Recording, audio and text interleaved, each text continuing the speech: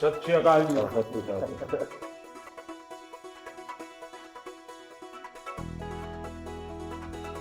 हिंदुस्तान के गांव का एक लड़का जब दुनिया में नाम रोशन करता है तो अच्छा लगता है। और आप तो नसीब वाले हो जी, आपके परिवार ने आपका नाम दिलजीत रखा तो आप जीतते ही जाते हो लोगों को।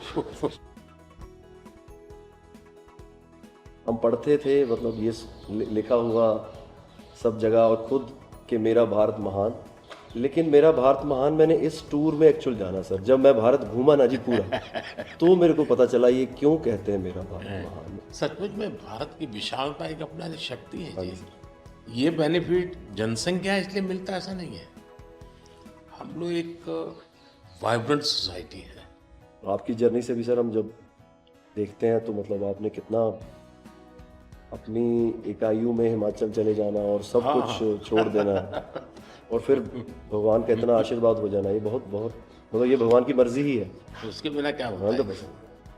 हमारे देश में हर इंसान पौधे में भी परमात्मा देखता है। 100% देखते हैं।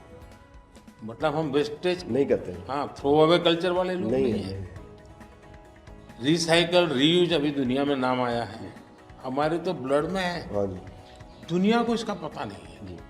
कभी आप अपने कार्यक्रमों के द्वारा ये जरूर कर सकते हैं कि भारत के लोग पर्यावरण की रक्षा कैसे करते हैं।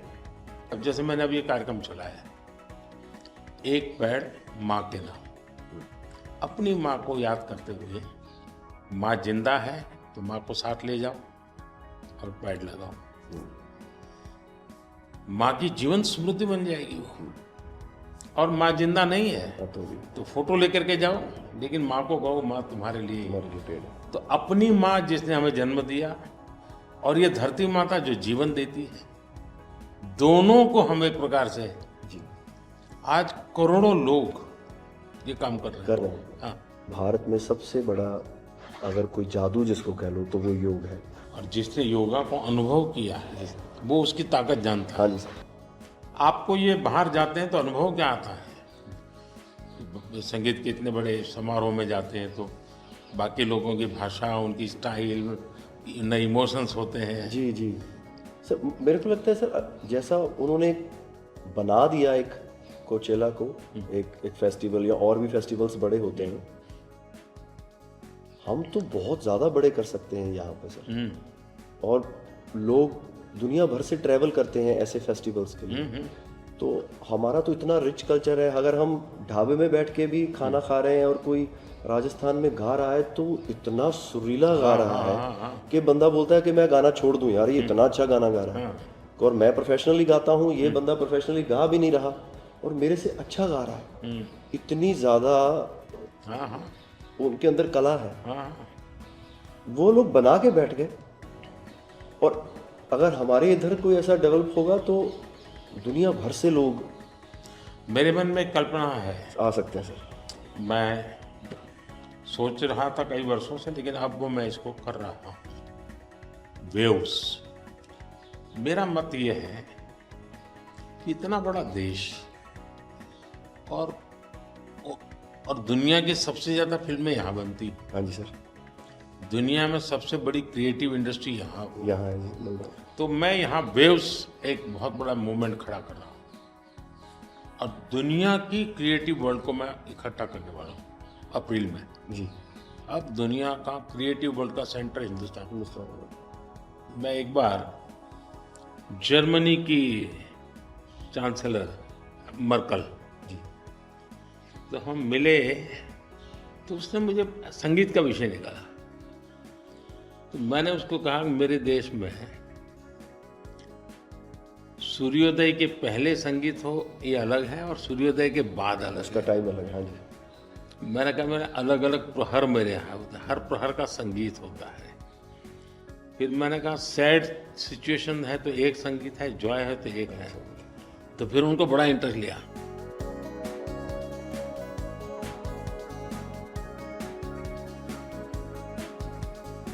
मैं सचमुच में साहबजादों का जो बलिदान है जी सर, लेकिन सिख परंपरा ने उसको जिस प्रकार से निभाया है जी, अद्भुत है। मैं तो पंजाब में रहा हूँ तो मुझे मालूम है, माता गुजरी और 7 दिन तक लोग सोते नहीं हाँ, घर, सच्ची नीचे सच्ची सोते जमीन हैं। पे सोते हैं जी। हाँ जी। मुझे खुद को बड़ा इमोशनल अपील करता था। हाँ जी। तो फिर मैंने यहाँ आकर के 26 दिसंबर को हाँ जी। बात वीर बाल दिवस मना था। हाँ जी।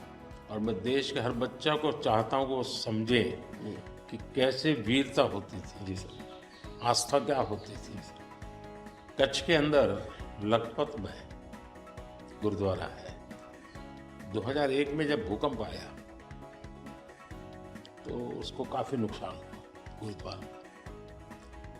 गुरु नानक देव जी वहाँ रहे थे तो मुझे बड़ी गहरी चोट पहुंची। तब तो मैं मुख्यमंत्री नहीं था, लेकिन मैं तब एक वॉलेंटियर के रूप में वहाँ कच्छ में काम करता था। अच्छा जी। भूकंप के 9 महीने के बाद मैं मुख्यमंत्री बना। जी सर।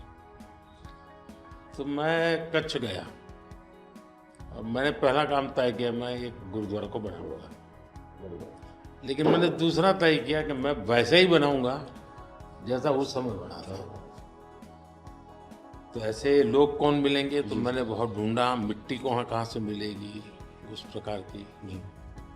आखिर को मैंने राजस्थान से कलाकारों को लाया, आर्टिस्टों, और उनके बाद जैसा था वैसा बनाया। ऐसा तो मैंने आपका इंटरव्यू देखा था सर अभी हाल ही में। हाँ, उसमें जब आप अपने माँ और गंगा माँ की बात कर रहे थे, जब आप इमोशनल हो गए सर, वो मुझे बहुत टच किया। मतलब वो एक हमारे लिए आप प्रधानमंत्री एक बहुत बड़ा पद है, तो हम शायद एक जो उसके पीछे एक माँ और बेटा और इंसान है, वो कई बार वो निकल जाता है, भूल जाता है, क्योंकि एक औहदा बहुत बड़ा है। लेकिन वो जब आप अपने माँ को लेके और गंगा मैया को लेके, वो जो आपका वो दिल भरा, वो टच होता है सर। पता चलता है कि ये एक्चुअली ये दिल से बात निकली है, तभी दिल तक गई।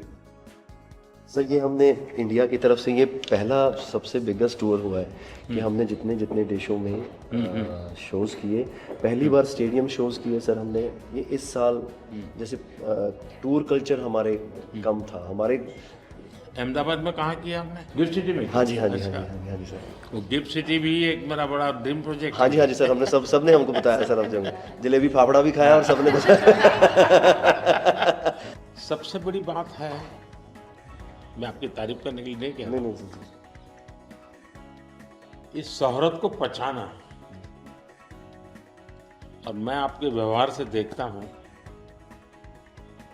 लोगों से सुनता हूँ कभी कभी, तो मुझे लगता है कि आपके माता पिता के संस्कार का हो या गुरु की कृपा का हो, आपने सारी चीज़ों को पचाया है, शुक्र। उछल नहीं पड़े।